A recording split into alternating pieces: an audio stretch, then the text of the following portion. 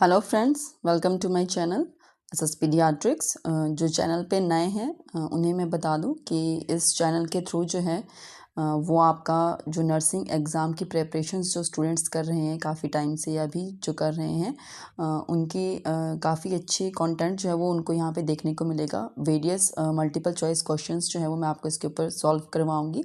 सभी सब्जेक्ट्स के जितने भी हमारे सब्जेक्ट्स हैं, paediatric nursing, community health nursing, midwifery, obstetric gynaecology and mental health nursing, fundamental medical surgical anatomy, psychology, sociology, each and every जो aspect है नर्सिंग का वो इसमें हम कवर करेंगे। और बहुत ही इंपॉर्टेंट जो चीज़ इसमें आपको देखने को मिलेगी कि सिर्फ और सिर्फ एमसीक्यूज़ ही डिस्कस यहाँ पर नहीं किए जाएंगे।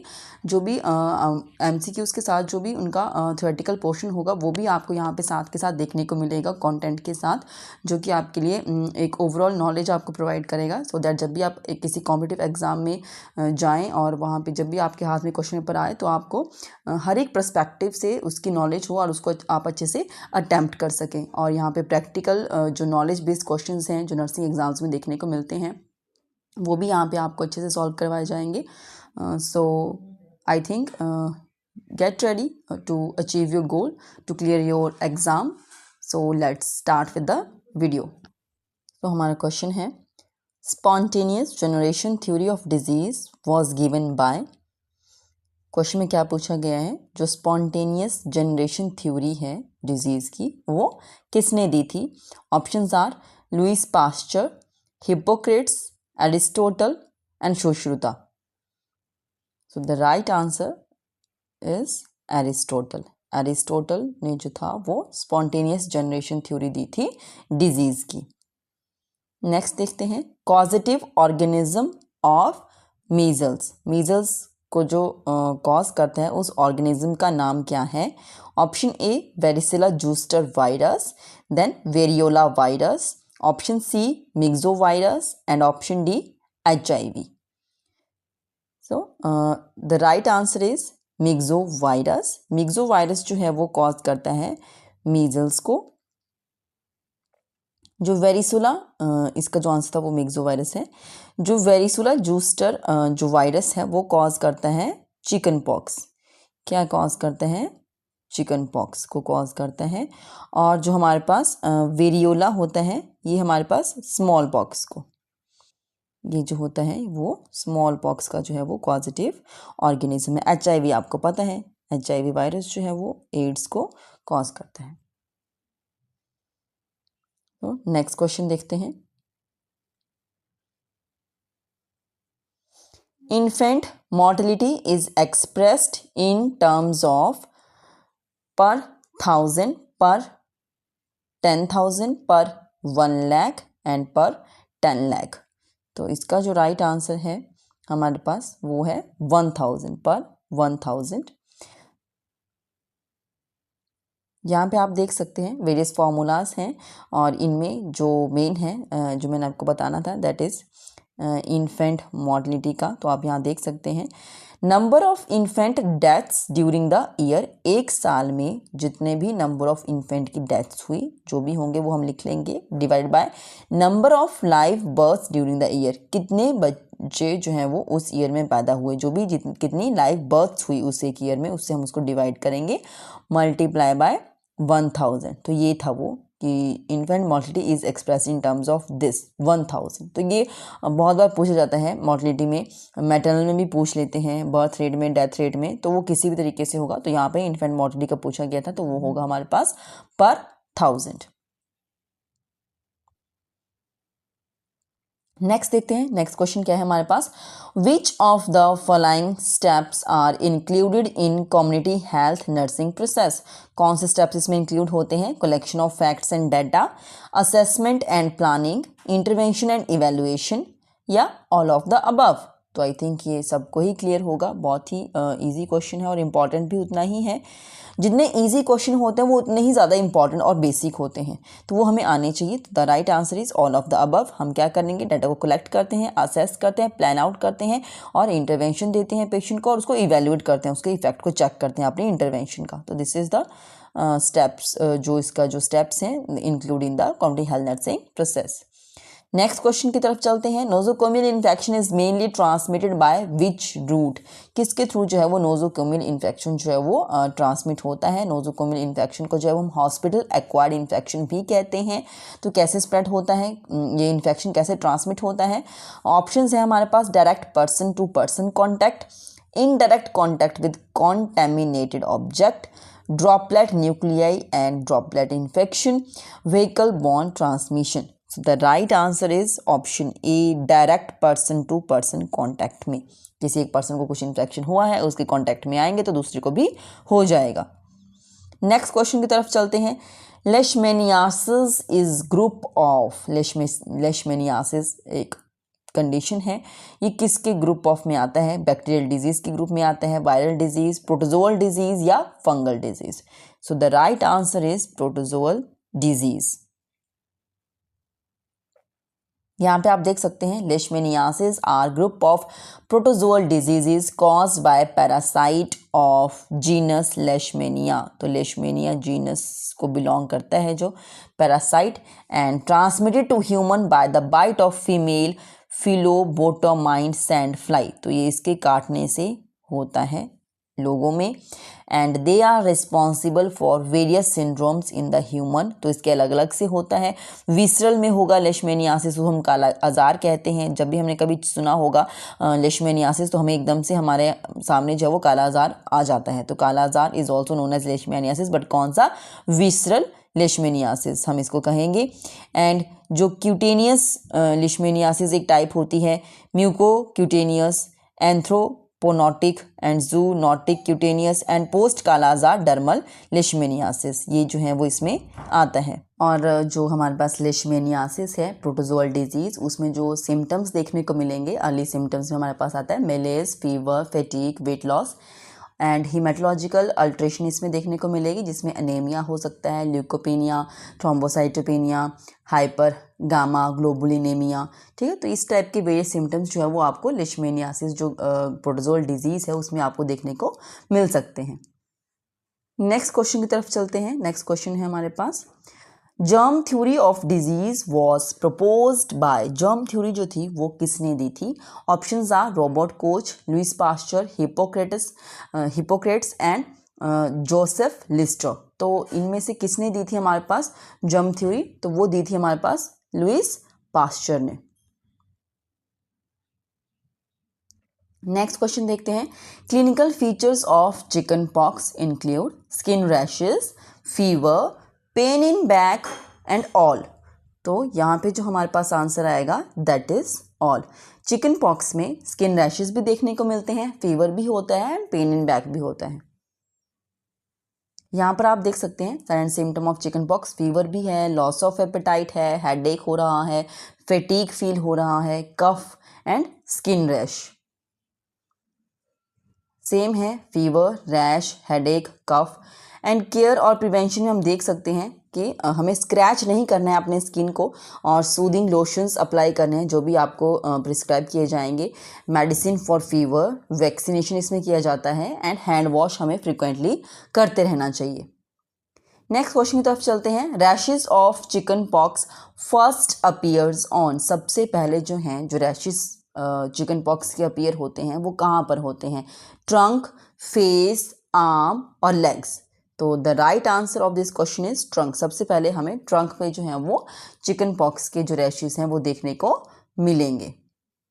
यहाँ पर आप देख सकते हैं जो रैशेस हैं, red spot first appear on the chest, face and back. तो this is known as trunk region होता है। यहाँ पर सबसे पहले जो है वो हमें चिकन पॉक्स के रैशेस जो है वो देखने को मिलते हैं।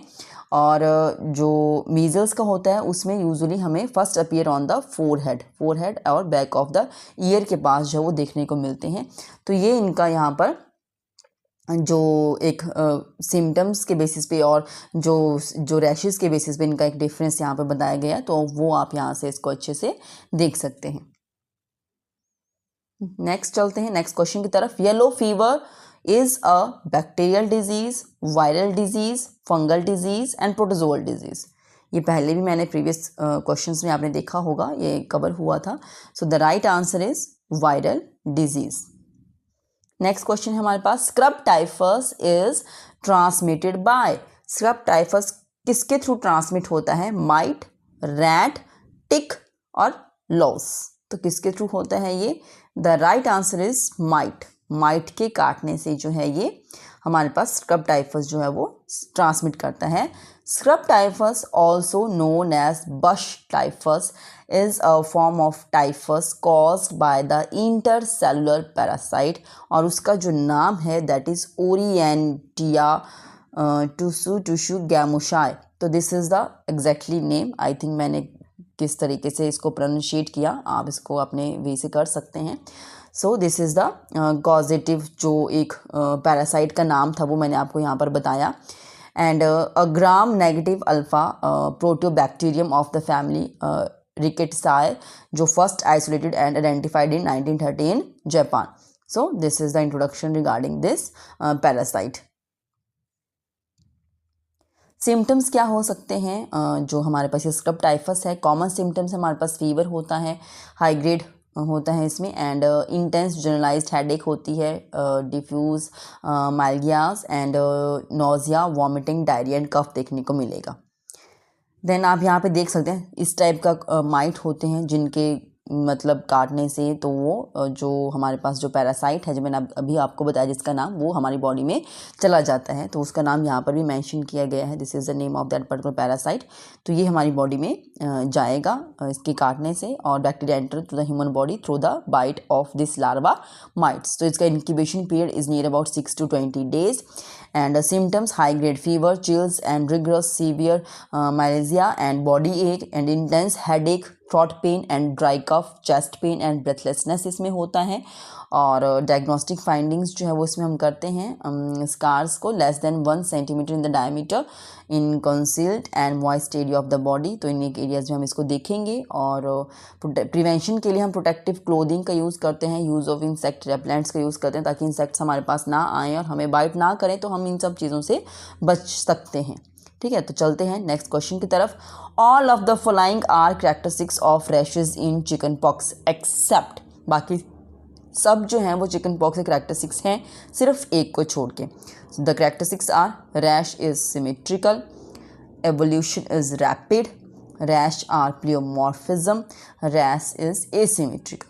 तो मैंने अभी आपको बताया था इमेज जहाँ पे आपने देखा होगा कि जो रैशेज थे वो सिमेट्रिकल थे, जो एकदम से रैपिडली जो हैं वो रैशेज देखने को मिलेंगे आपको पूरी बॉडी पे। एंड प्लियोमॉर्फिज्म मीन्स एक साथ जो है एक साथ जो है वो जितने भी स्टेजेस हैं वो आपको देखने को मिलेंगी, सभी स्टेजेस देखने को मिलेंगी रैशेज की, that is known as pleomorphism, एक साइड के ऊपर। एंड जो इसका जो राइट आंसर है दैट इज़ रैशेज एसिमेट्रिकल, ये नहीं होता है, एसिमेट्रिकल नहीं होते हैं, बाकी सभी जो है वो कैरेक्टरिस्टिक्स हैं हमारे पास चिकन पॉक्स के। नेक्स्ट क्वेश्चन है, rash of chicken pox are pleomorphism. Here word pleomorphism means, मैंने अभी बताया आपको, तो आई होप आपने अच्छे से सुना होगा। ऑप्शंस है हमारे पास: rashes occur on all body at one time, rashes disappears at one time from all body, all stages of rash may be seen simultaneously at one time at one area, and option D, all of the above. So the right answer is C, जो भी stages हैं rashes की वो एक साथ देखने को मिलेंगी एक टाइम पे एक एरिया के ऊपर, that is known as pleomorphism. Okay, यहाँ पर आप देख सकते हैं सेम उन्होंने यहाँ पे बताया है, a characteristic feature of the rash in chicken pox is its pleomorphism, that is all stages of the rashes. कौन कौन सी स्टेजेस होती हैं? Papule, vesicles and crust may be seen simultaneously at one time in the same area, at one time in the same area. ठीक है, तो ये बात आपने ध्यान रखनी है।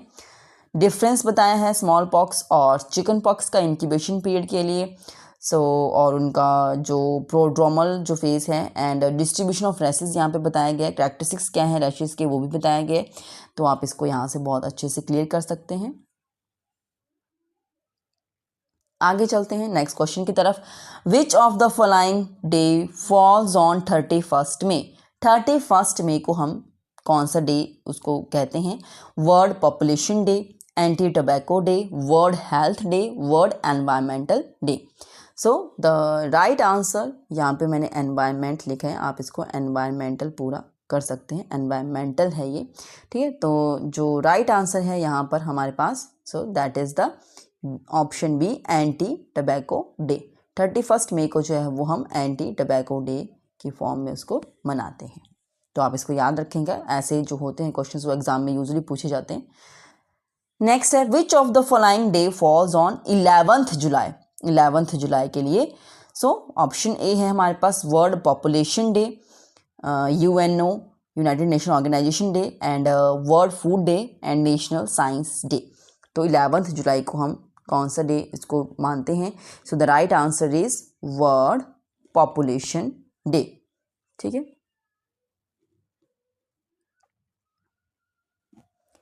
Chlorine tablets require to disinfect the water, ठीक है। तो ये हमें पता है कि क्लोरीन टैबलेट्स जो हैं वो हमें वाटर को डिसइंफेक्ट करने के लिए हम इनको यूज़ करते हैं, बट कितने वाटर के लिए कितना टैबलेट का अमाउंट यूज़ करेंगे वो हमें यहाँ पे क्वेश्चन पूछा गया है।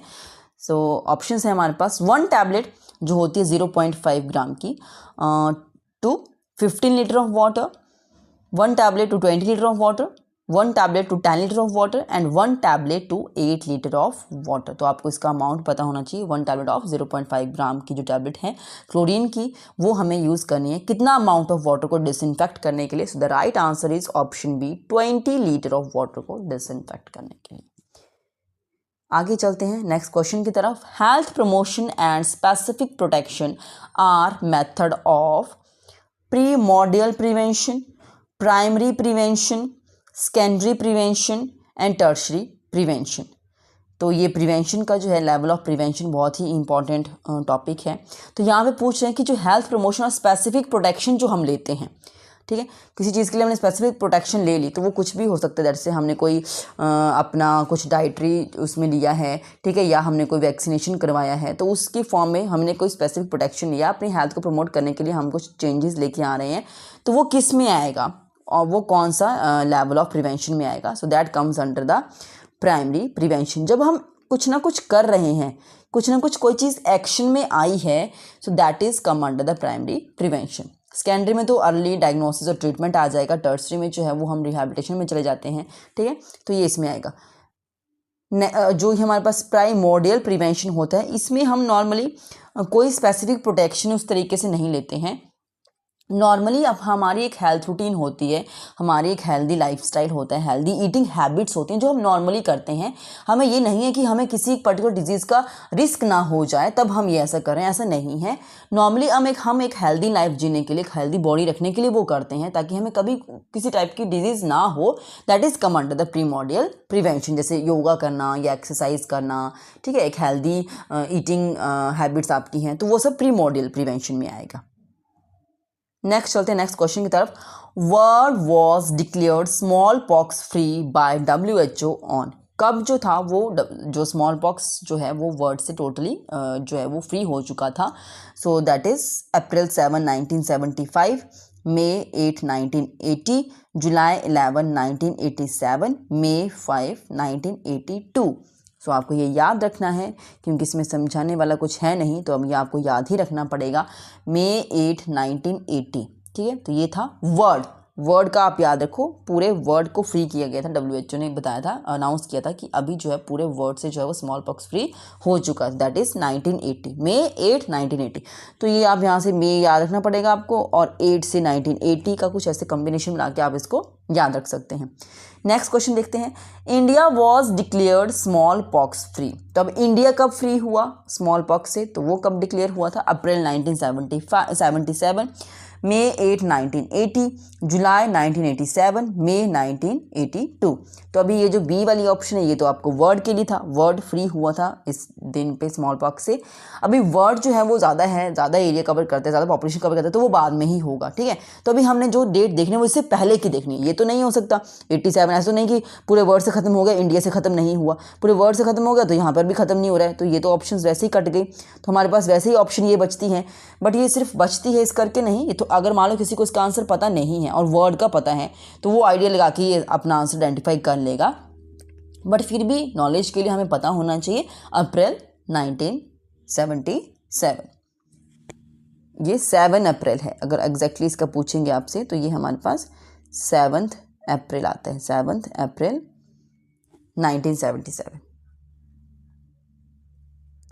नेक्स्ट क्वेश्चन है, in following which disease has been completely eradicated from world. तो इन कंडीशंस में से कौन सी ऐसी डिजीज़ है जो कम्प्लीटली इरेडिकेट हो चुका है वर्ल्ड से। अभी अभी हमने सब डिस्कस कर रहे हैं, तो ये बहुत ही आपके लिए ईजी हो जाएगा। साथ के साथ ही क्वेश्चन आपके पास आया है। So options are polio, diphtheria, small pox and HIV। So the right answer is small pox. वैसे इंडिया से पोलियो को भी कर दिया गया है, पोलियो भी अनाउंस कर दिया था 2014 में। 2014 में, इफ़ आई एम रॉन्ग तो आप बता सकते हैं, बट आई थिंक 2014 में ही पोलियो से जो है वो फ्री अनाउंस किया गया था कि पोलियो अब नहीं है। बट रिसेंटली जो था, जैसे जो मैंने जो न्यूज़ में सुना है, रिसेंटली जो है वो पोलियो का एक केस पाया गया है। मेघालय में शायद ये आया है पोलियो का केस। तो कभी ऐसा हो जाता है जो नहीं उसमें आया हो, तो दैट में भी अभी देखते हैं इसको क्या इस चीज़ का आगे चल के करेंगे। बट फिर भी अभी के लिए आप इसको ले सकते हो कि पोलियो को भी है जो वो इरेडिकेशन में लिया था, दैट इज़ 2014। और स्मॉल पॉक्स टोटली इरेडिकेट हो चुका है। सो यही था आज के लेक्चर में, मैंने आपके साथ यही क्वेश्चंस डिस्कस करने थे। ऐसे ही और क्वेश्चंस को अटेंड करने के लिए आप मेरे चैनल को सब्सक्राइब कर सकते हैं, SS पीडियाट्रिक्स। और please like and share my videos. और कोई भी और आपकी क्वेरीज हो, कुछ भी क्वेश्चंस हो, तो आप मुझे कमेंट कर सकते हैं। I will definitely try to give the reply to your questions. Thank you.